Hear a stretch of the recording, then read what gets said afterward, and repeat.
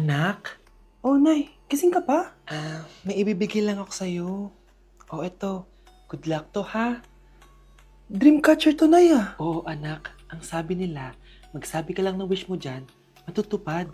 Malay mo naman, di ba? Thank you, Nay. Dreamcatcher. Matry nga to. Sana maging top 1 ako sa klase namin. Anak! Congrats! Bakit po, Nay? Ikaw daw ang top 1 sa klase nyo! Totoo ba, Nay? Totoo nga to.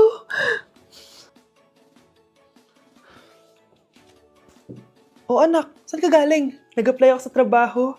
Ayoko naman maging pabigat sa inyo habang buhay. Sana makabawi na ako sa inyo. Ba't di mo nalang i-wish yan sa Dreamcatcher? Malay mo naman, di ba? Oo nga, no, Nay. Nay! Tanggap na ako sa trabaho! Ang laki pa ng sahod ko! O, di ba? Sabi ko naman sa'yo, anak eh. Deserve mo yan. Nay, sa wakas, makakabawi na rin ako sa inyo. Bes, alam mo, ang yaman mo na. Bakit di ka pa mag-asawa? Ay naku, Bes. Kung may magkakagusto man sa akin, ang gusto ko, mabait at responsable. Parang si Joshua. Naku, Bes. Si Joshua pa. Puro trabaho yan. Hi, Scarlett. Pwede ba tayong mag-lunch together mamaya? Sure, sige. Siyan ba? Ayun. Oh, yan ang simula na love story nyo, ha? Ay, mahal. Grabe. Natupad na natin yung mga pangarap natin. May anak tayo, may malaki tayong bahay, may maayos tayong trabaho. Ay, sa wakas, proud ako sa ating dalawa, mahal.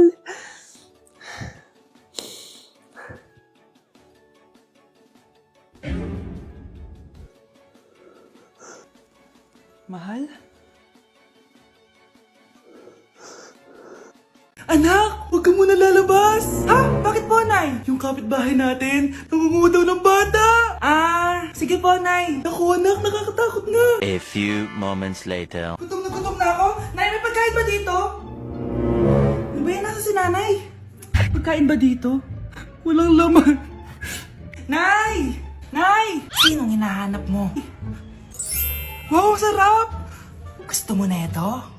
Gutom na ako. Tara sa bahay, madaming ganito.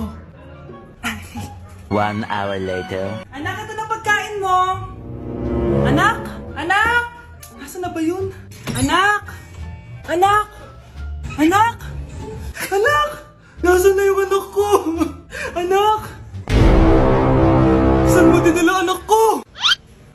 Nay, tulungan niyo ako, Nay! Anak! Huwag mo siya sasaktan! Sa isang kondisyon. Ano kailangan mo? Bayaran mo muna sa akin yung utang mong 50k. 50k? Wag na pala! Sa'yo na yung anak ko! Tulog at kain lang naman ginawa niya dito. Oh, eto na mga gamit niya. Death certificate? Hindi naman patay si tatay ah. Anak, alam kong nasa kwarto ka ng tatay mo. Si nanay. Anak! Nay, tawag niyo po ba ako? Wala. Kala ko nasa loob ka eh. Sige, Nay. Gagawan ko na po ng pagkain si tatay. Kailangan ko malaman ng totoo. Sorry, Nay. Kailangan kong gawin ito sa'yo. Nay, ito na po pala yung pagkain ni tatay. Ginawan din po pala kita. Buti naman naisip mo pa ako. Thank you, anak, ha. Welcome, Nay. Mahal, kain na tayo. Gumana yung plano ko. Kailangan ko na humingi ng tulong. Ang galing mo din, Scarlett, no? Pero mas magaling ako. Nay, hindi ka nahimatay. Anong akala mo sa akin? Tanga? Inamoy ko yung pagkain na binigay mo sa akin. At kaamoy niya yung lason na nilalagay ko sa pagkain ng tatay mo. Ang sama mo, Nay! Well, kailangan ko ang pera ng tatay mo. Inasawa ko lang naman yan kasi mayaman siya. Ipapakulong kita sa ginawa mo kay tatay. Sa tingin mo maniniwala sa'yo ang mga pulis? May CCTV tayo sa bahay. Kitang-kita dyan na ikaw ang gumagawa ng pagkain ng tatay mo. Kanina pa nasa kulang mga pulis. At naririnig nila lahat ng sinasabi mo. Mga pulis? Nasaan na siya? Nakakatakot! Matalino ako, Scarlett. Alam kong gagawin mo yan. Binayaran ko ang mga pulis para din nila kulihin. Pera-pera lang. Walang iya ka talaga, Nay! Mama ka na sa akin. Italin nyo na yan. At siguraduhin nyong hindi makakatakas yan. Ano? Itatali? Hindi! Shh, Scarlett. Itatakas kita, ha? Alam ko lahat ng baho ng nanay mo. Tita? Scarlett? May kausap ka ba? Andiyan na si nanay. Bilisan mo. Paparating na siya. Bibilisan ko na. Be, picturean mo nga ako. Sisend ko lang dun sa crush ko. Sige, Be. Mag-posing ka na dyan. Yan, sige pa. Maganda ba, Be? Tingin nga, Be. Tingnan mo, Be. Nilaloko mo ba ako? Todo post ako dito tapos naka-front cam pa lang hinayupak ka? Ang pangit mo kasi, Be. Ang klase mo kaya yan. Hampis ko kaya to sa'yo. Walang magkokopyahan ha. Be, nasagot ka ba sa number 6? Ay, letter B. Letter B. Thank you. Be, anong sagot sa 10? Be, Pass your papers in 5, Be, 4. ano yun? Be, dali na. Anong sagot sa 10? Sa number 10? Mama mo. Sumingita ka? Binigyan kita ng sagot tapos ibabalik mo sa akin? Akin na yan. O, ito. Bigay mo sa mama mo.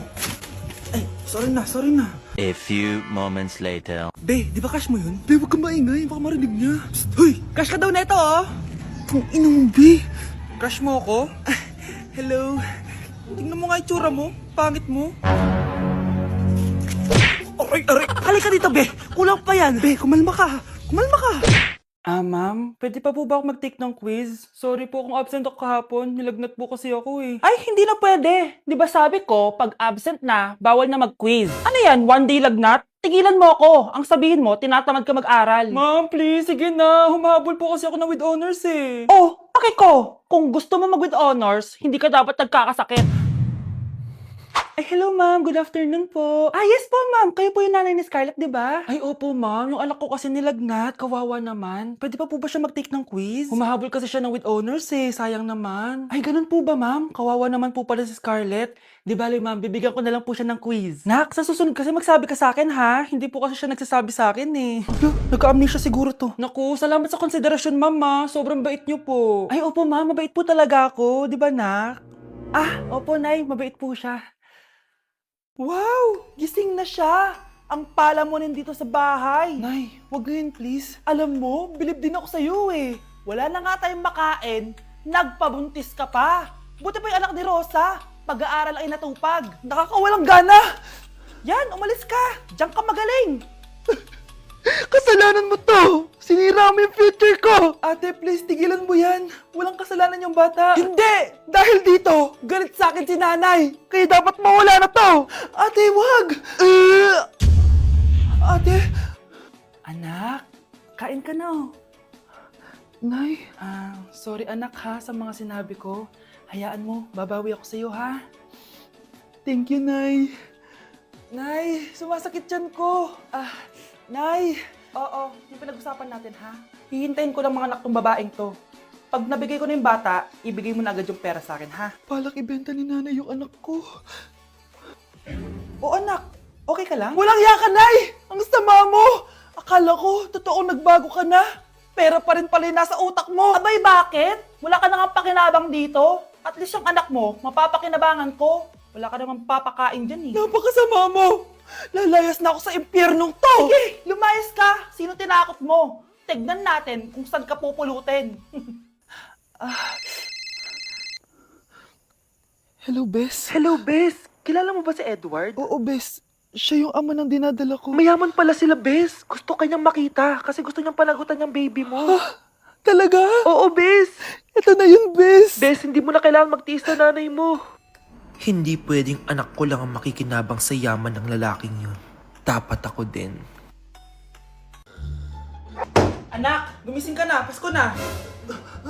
Pasko na agad? Oo, bumaba ka na doon. Nandito na mga tita mo. Sige po, Nay. A few moments later. Hi, Mare! Merry Christmas! Merry Christmas po, tita.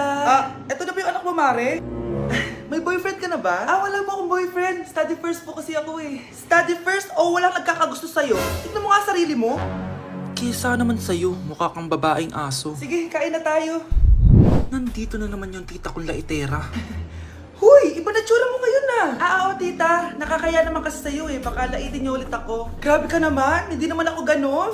So, ano ba ginawa mo? Ba't gumanda ka? Secret lang natin to, tita, ha? Ginagamit ko tong Garnier Vitamin C Serum sa umaga at sa gabi naman, itong Garnier Overnight Serum with 10% pure vitamin C. Para naman wala ka na masabi sa ganda ko. Ang ganda pala niyan. Oo naman, it can fade dark spot and even skin tones in just one use. Kaya safe and effective talaga. Sige, dahil gumanda ka, bibili ako niyan mamaya.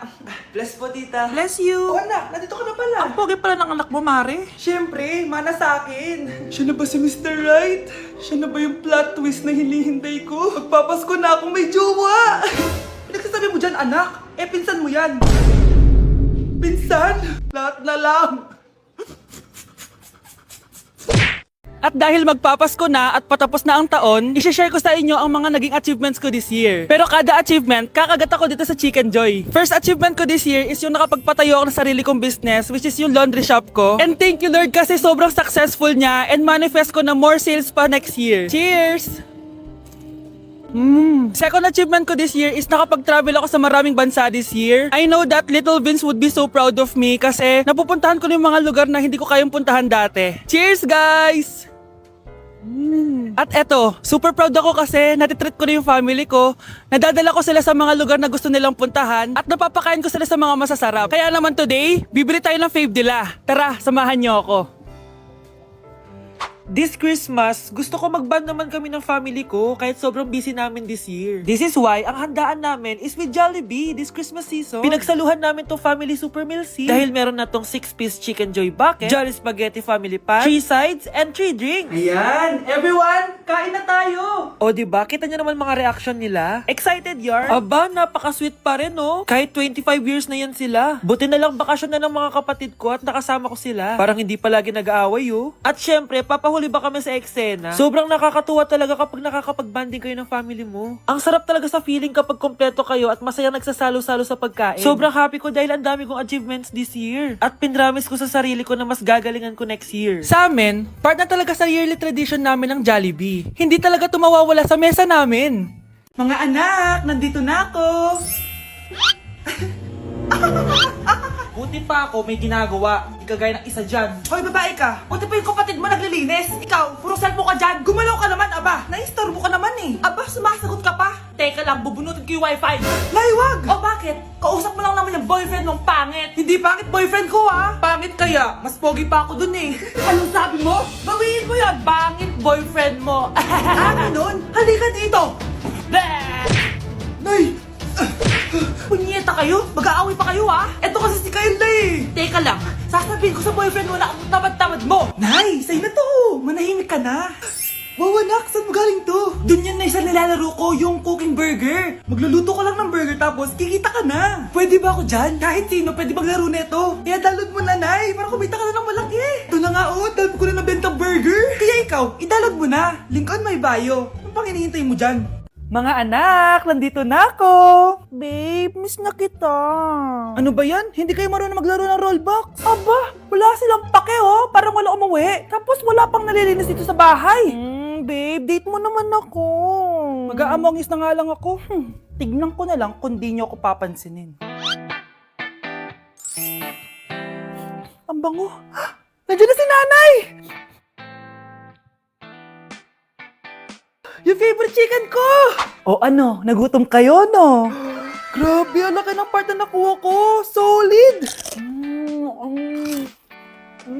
Paano hindi magugutom, Nay? Ang sarap nito. Ito pa rin yung best tasting chicken para sa akin. Walang katulad to, Nay. Ay, namiss ko to yung sama-sama tayong kumakain, gaya nung bata pa kayo. Simulat sa pool, Chicken Joy na talaga ang go-to natin. Malalaki ang servings at para sa akin, ito pa rin ang pinakamasarap sa buong Pilipinas. Nabusog ako, Nay. The best ka talaga. Babe, sa Jollibee tayo mag-date bukas, ha? O kayo, comment kayo kung bakit Chicken Joy pa rin ang go-to fried chicken nyo. Ito gamot mo ha. Okay, next. Ano po ba sakit sa inyo? Masakit po ngipin ko. Suggest ko lang tanggalin na natin lahat ha. So ano pong problema? Masakit po yung likod nyo. San banda? Anong san banda? Sorry, nakakalito po kasi dalawa likod nyo. So check lang natin yung puso mo ha. Ay oo nga, ang hina ng tibok ng puso mo. Alam ko na. Ano pangalan ng crush mo? Vince, sige tawagan natin. Hello? Oh, gusto ko daw niya kausapin. Oh, ayan na, bumibilis na. Sige po, pasok. Ay, di po ako nag-check up ng mga matatanda. 8 years old pa lang yan? Eh, grabe, linlakla ka ng vitamins ng mga magulang mo, no? Okay, next! Eh, wow, ang gandang bata naman nito. Sa akin ka na lang palagi magpa-check up, ha? Huwag sa ibang doktor nangangain ng bata yon. Rar! Sige, check na natin yung puso mo, ha? Gusto mo bang marinig ano sinasabi niya? Sabi niya, Vince, crush mo ako, no? Eee!